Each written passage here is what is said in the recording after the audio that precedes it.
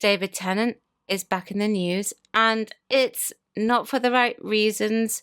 We should check this out, but I think this also will go to show why the ratings are important.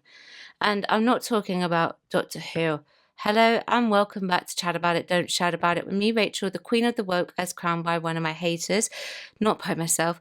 Don't forget to like, share, subscribe to the channel, switch on the notification bell so that you know I am releasing another video. Thank you to everyone who's joined me already. I could not run this channel without you.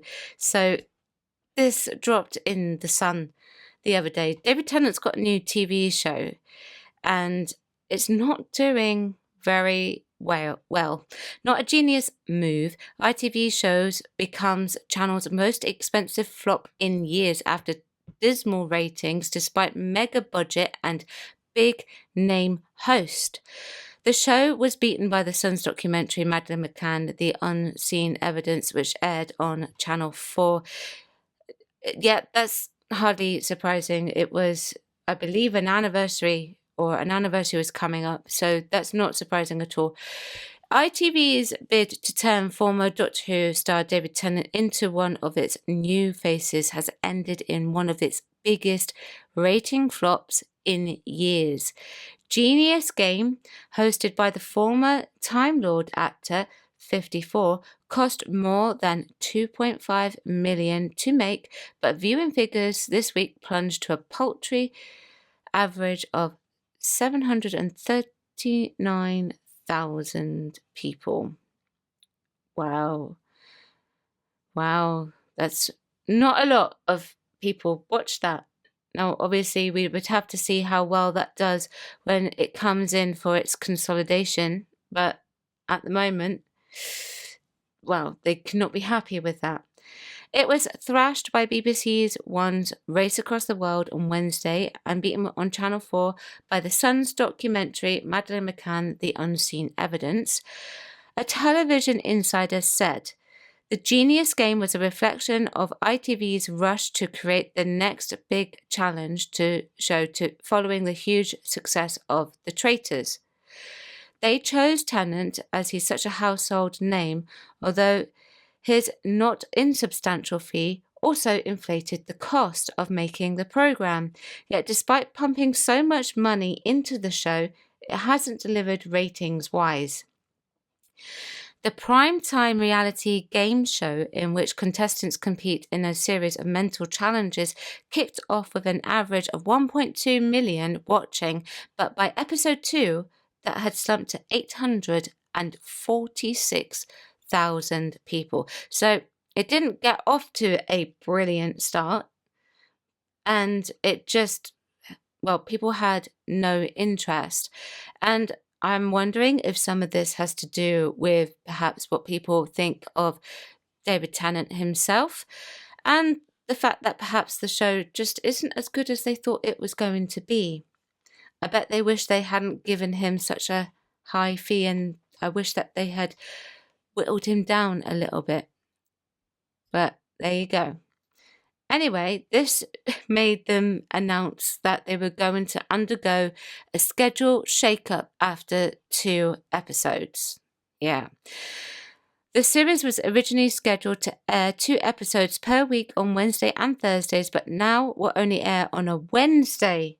So it's that bad, it's only getting 1 day per week. Right? ITV is not run by the TV license. ITV relies a lot on outside income from advertising agencies. So, yeah. Genius Game, which is based on a Korean format, is hosted by Doctor Who and Good Omens star David Tennant, an executive producer on the series. Anna Kidd previously told Radio Times that he was the only name on their list for the show. He has presented the BAFTAs, of course, as well, so, you know, maybe they just want to turn him into a TV presenter now. Kidd said, "He's got this blend of intelligence, humour and unique charm.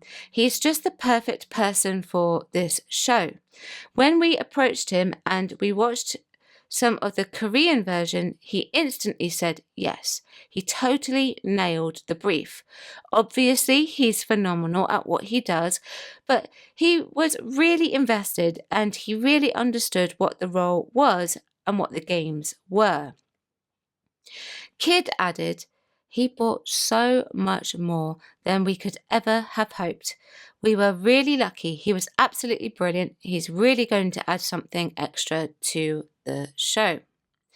Now, I don't know about you, but I think in many respects, in my personal opinion, that David Tennant should just stick to acting. I think he's a better actor than he is a TV presenter. And perhaps get someone like Michael McIntyre, someone who has a sense of humour to do it. I'm not saying that David Tennant does not have a sense of humour, by the way. That sounded really bad. But you need someone who is quick-witted, I think, for those kind of shows. A comedian would be a very good choice to host that type of show rather than an actor. Or a TV presenter. I hear that Holly Willoughby is probably looking out for work. Holly Willoughby could do it, couldn't she? Of course, this is also floating around at the same sort of time that this is floating around. I will link all my articles below, just so you know. David Tennant is one of 3 most dislikable people I've ever worked with. So we've just heard his ego being inflated and high praise for him across board. But an Irish producer has said this. An Irish producer who worked with David Tennant has claimed the Scot is one of the 3 most dislikable people I have ever had the misfortune to spend time with. Michael Obernicia, I think I don't know how to say it, I do apologise, said that they worked together 25 years ago on the remake of the classic British comedy series Randall and Hot Clerk Deceased, about 2 private detectives, one of whom is a ghost. He posted on social media in a response to a GB News story about the disappointing viewing figures for David Tennant's new ITV game show, Genius Game. It has been cut back to once a week, with the viewers describing it as a rip-off of The Traitors. Michael says, having shared a car journey with him before he was famous, when we were both working on Randall and Hot Clerk Deceased 25 years ago, I have no hesitation in saying that he was one of the 3 most dislikable people I ever had the misfortune to spend time with. And as you can see, I've got the tweet below as well. The post on X from Michael, a former stand-up comic best known for his documentary The Great British Mortgage Swindle, triggered similar remarks from others who claimed to have worked with Tennant. One user called Fruella said, "Worked with him 20 years ago, so I feel your pain. I'm sure there's a support group somewhere." Another said, "I heard the same from someone working on morning TV, him and Eureka Johnson."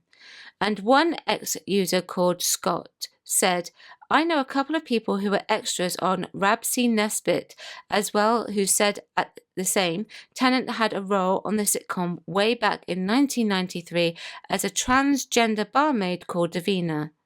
Did he apologise for playing that role? Speaking on the Assembly last month, Tennant complained the trans issue to Section 28 in schools, which banned the promotion of homosexuality in schools. He said, "And I think the way the trans community is being demonised and othered is exactly the same. It becomes this kind of political football." His TV show is not doing well. He received high praise from a TV producer, but now some other people have come out and said those things. Now, those are just claims. I cannot prove those, okay? But it does make you wonder that perhaps if what we have seen on the TV with the sort of snide little jokes that he was doing at the BAFTAs and what he said about Kemi Badenoch, let me know what you think. Chat about it, don't shout about it. Like, share, subscribe to the channel, switch on the notification bell so that you know I am releasing another video. Thank you very much for watching. I'll see you tomorrow at 4 p.m. Bye bye.